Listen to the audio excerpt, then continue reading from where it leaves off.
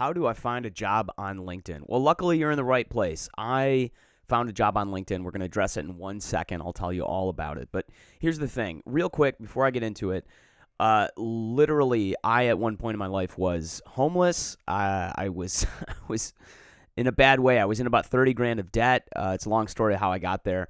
But within 18 months of me executing this plan, I had a job that was making 100K a year, and I had paid off my debt entirely. It was amazing that I was able to do it, but that's basically as long as it took. It only was about 18 months. It was hard work, but within me executing this plan, I was able to get it. So you can get a job from LinkedIn. You can get a great job from LinkedIn, but it takes a little savvy, and it isn't just as simple as going to LinkedIn Jobs and starting clicking on things, okay? So basically, here's the plan, and I'll walk you through it very quickly. So one, you got to create a goal. That's the simplest way to think about it. You have to think about, what do I really want to do? Like, where do I want to go? What do I want to do? For me, I knew that I wanted to move to Chicago and get a job that would allow me to pay off the 30K debt within 2 years. So that meant I had to find something that was able not only to sustain me living in Chicago, but offered me the opportunity to control how much I made. So it had to be a commission-based thing. The second thing was, I knew that I had to identify my strengths. So that's point number 2. So I started listing off the things that I was very good at, that I had succeeded at in the past. I'm actually quite a good actor. You can hear from my voice. I've done stand-up comedy for about 20 years, stand-up and improv. I'm very good at winning people over. I had taken the Clifton Strengths Finder and found that I was a win over others, which is really a unique sort of personality type that lends itself well to developing rapport and getting to know other people. So I put the link in the Quora document that this goes along with. You can go ahead and click it, but just Google Clifton Strengths Finder to find your strengths. This is really important, because what you're going to do in step number 3 is using Google, using Glassdoor, using Indeed, using LinkedIn Jobs. You want to find positions that are open, people who are looking to hire people who have those positions line up between your goals and your strengths. So now that you know what you want to do and what you can offer, you're going to find people looking for those things.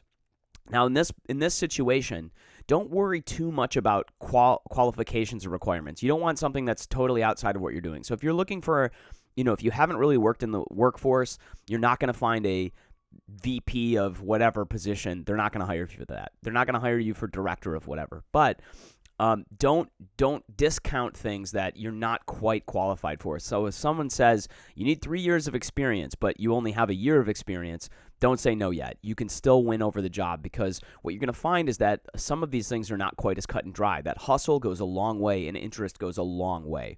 So you're going to find those job positions. You're going to find some of them that are open. But what you're going to do next is you're going to open a Google Doc, and you're going to start filling out information on the job, the company that the job is at, and contacts using LinkedIn. You're going to find these contacts that look like they could be members of the hiring team.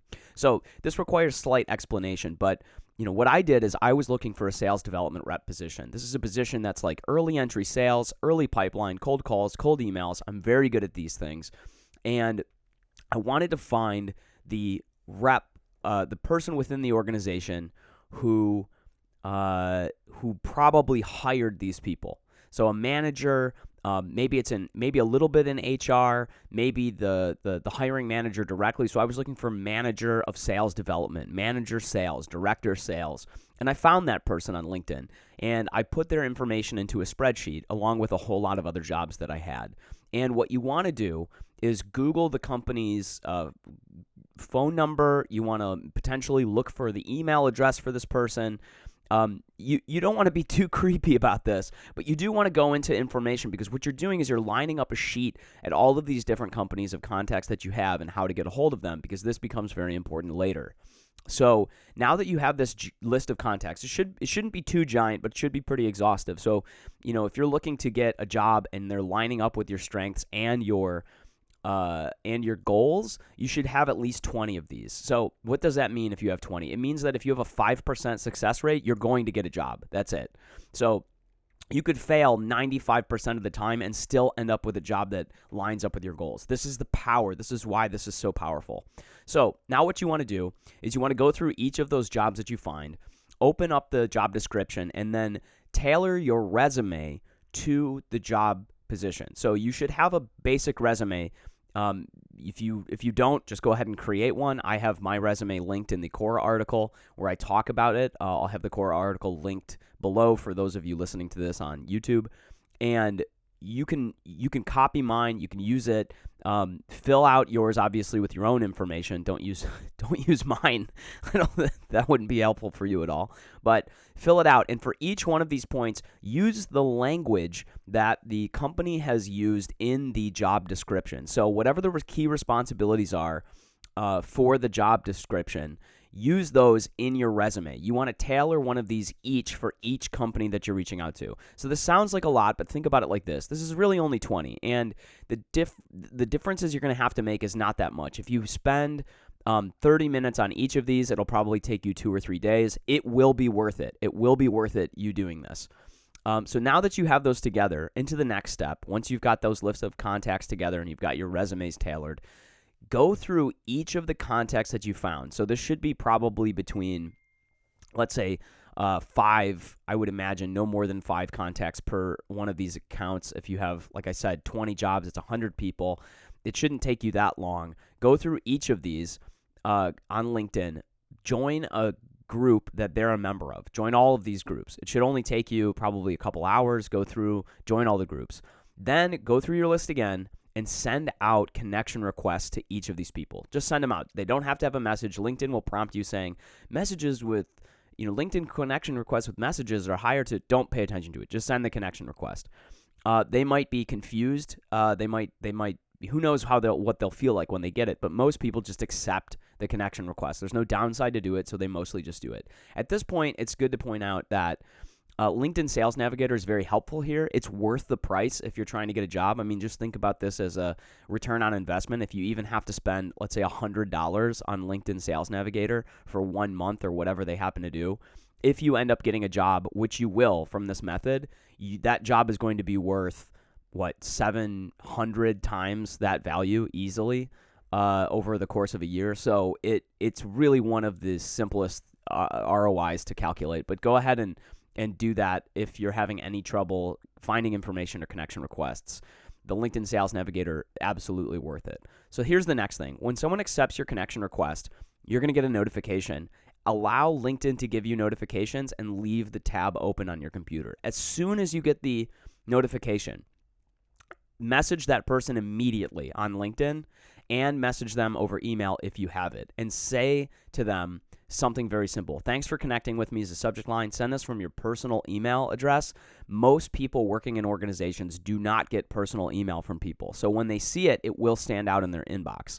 Also, thanks for connecting with me. They'll remember it because they literally just connected with you. Then send them this message. You go, hi, and then their first name. Thanks for accepting my connection request. I noticed you're a member of, and then the shared group that you're also a member of.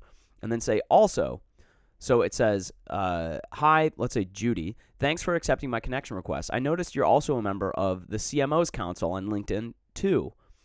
Then the message continues. I'm reaching out because I noticed there's an open and then the name of the position at and then their company. Is that position still open? Who might be the best person to connect with about it? It's a very simple email. Do not send your resume yet. Don't send anything else.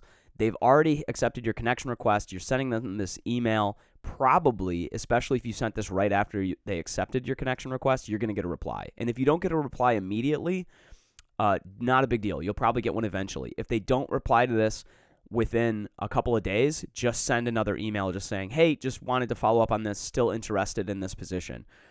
Probably they will get to you.